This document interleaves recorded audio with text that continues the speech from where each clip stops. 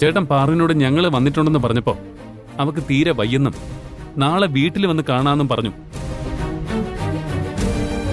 അവക്ക് അസുഖമാണെന്ന് അറിഞ്ഞിട്ട് ഒന്ന് കാണുക പോലും ചെയ്യാതെ ഞങ്ങൾ എങ്ങനെയാ മാഡം പോകുന്നത്? പാറു നിങ്ങളെ കാണാൻ സമ്മതിച്ചില്ലേ?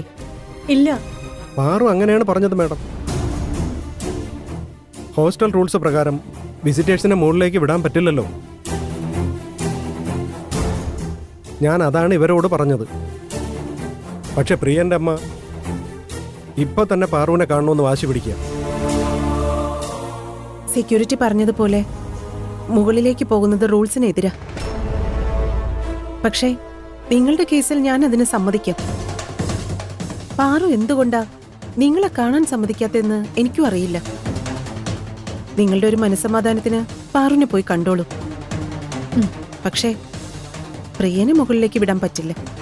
നീ ഇവിടെ തന്നെ നിൽക്ക്, ഞാൻ പോയി പാറുവിനെ കണ്ടിട്ട് വരാം. പാറുവിനോട് ഫോണൊന്ന് ഓൺ ചെയ്ത് വെക്കാൻ പറയണം. എനിക്ക് അവളുടെ ശബ്ദം ഒന്ന് കേട്ടാൽ മതി.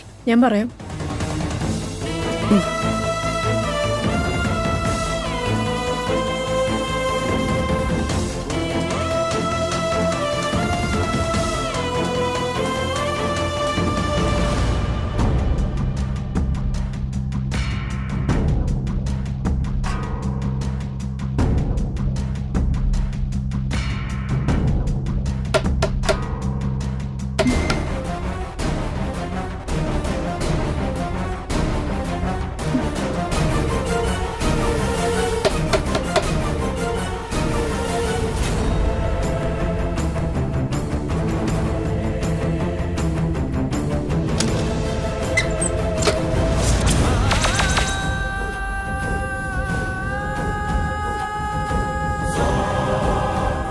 മോളെ, എന്താ മോളെ ഇങ്ങനെ നോക്കുന്നത്?